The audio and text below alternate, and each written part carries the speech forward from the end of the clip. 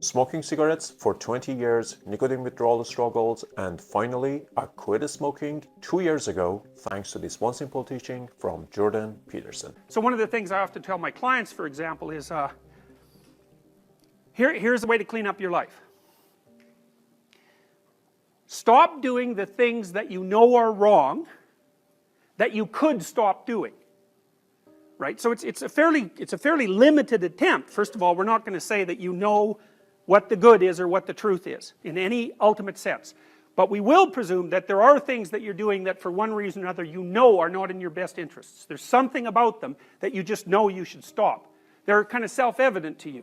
Other things you're going to be doubtful about. You're not going to know which way is up and which way is down. But there are things that you're doing that you know you shouldn't do. Now some of those you won't stop doing.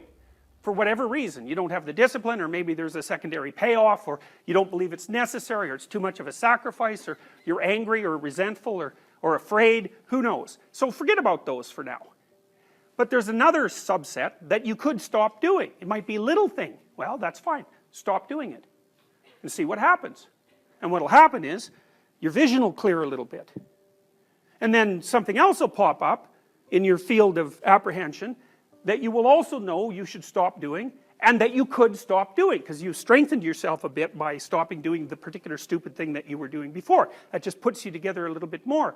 And you could do that repeatedly for an indefinite period of time. And you know, that doesn't necessarily mean that you're going to ever be able to formulate a clear and final picture of what constitutes the truth and the good. But it does mean that you'll be able to continually move away from what's untruth and what's bad.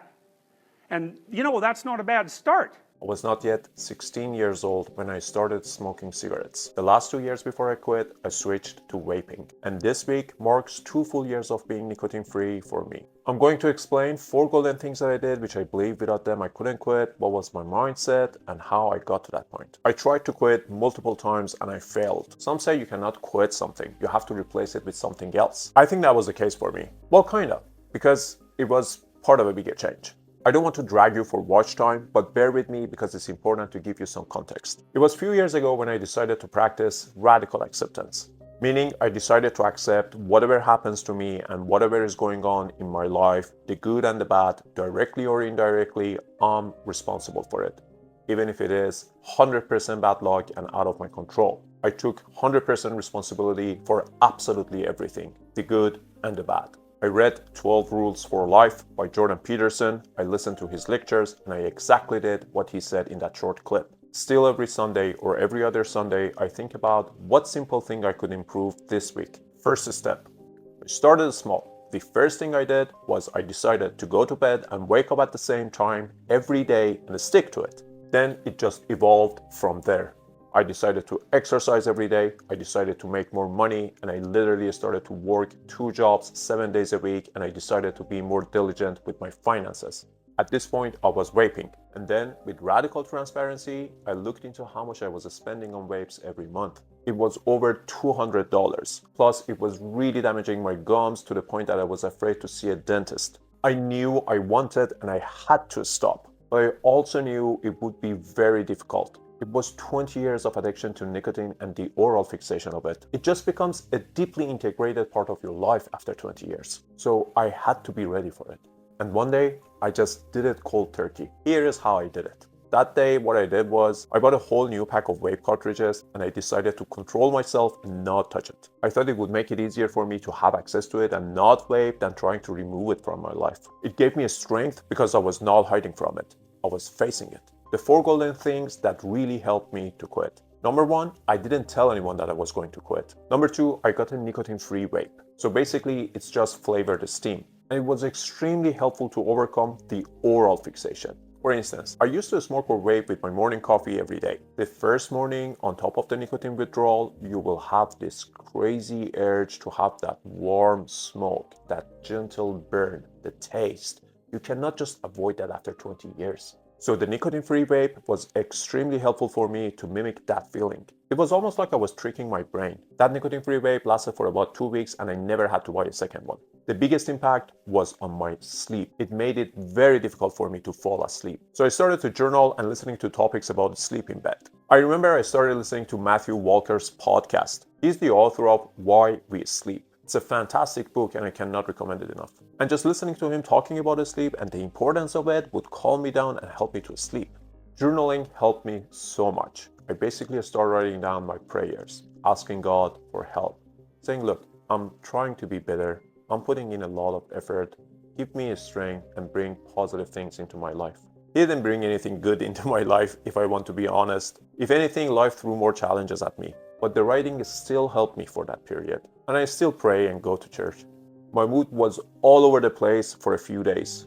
I was anxious, really bad headaches for a couple of days, and very agitated. But my mindset was not, I will try my best. But it was, I want to win. I wanted to win at everything, so this would be a great proof of the extent of my willpower. I knew if I can do this, I can do anything.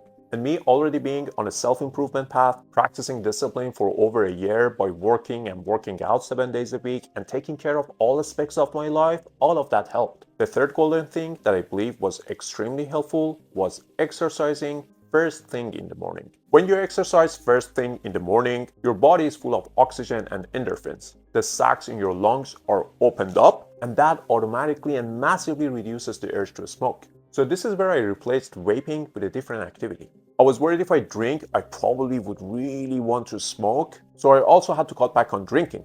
Everyone is different, but to be honest, that was not a big issue for me. The first 3 days were very difficult. I was almost sick, very emotional, and I just tried to keep myself busy with work. After 2 weeks, I started to feel a little normal, and I knew, okay, I got this. But the challenge was not over. Did you know only about 5% of smokers can cold turkey quit, and 65% of them relapse within a year? That means only 2% of those who quit cold turkey do not relapse within a year. And I did experience that challenge. Up to over a year, every time that I would get anxious or stressed, I would immediately feel an extreme urge for nicotine. It was not a thought that, oh, I wish I could vape now. It's hard to explain, but my body would crave it just so badly. It was like a sudden rush. I would say that was the case for about 15 to 18 months, and that's just so strange. But now it's exactly 2 years that I'm nicotine free. I never had any other addictions, but people say quitting nicotine is even more difficult than quitting cocaine and alcohol. To be honest, it was not super difficult because I was so eager to experience life without it, to develop that willpower. I also have to say, after 2 weeks, I knew I had it under control. So I was proud of myself, and I think that was the key to my success. The fourth golden thing that I did was I started to reward myself. I used half of the money that I used to spend on vapes, and instead I spent it on supplements. I started buying the best quality protein powders. I started buying more supplements and higher quality nutrition. I started saving the rest, helping others, and invested it for my retirement. And I just felt so much lighter. I'm not gonna lie, I was proud of myself and it felt just so damn good. Listen, I'm not awesome, my life is not a paradise, and I'm not perfect, not even close to it. But I'm purposeful and I seek clarity in life. And I'm saying my biggest pains in life are the pain of regrets, and this is a true story.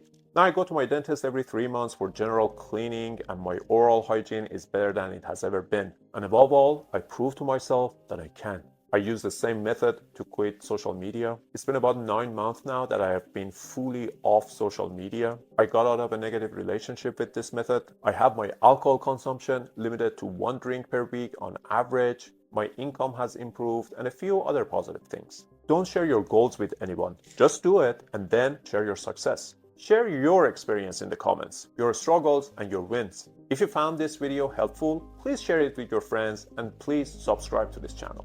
And if you want to learn more about the science of this topic, I highly encourage you to watch these 2 videos. Thank you for watching.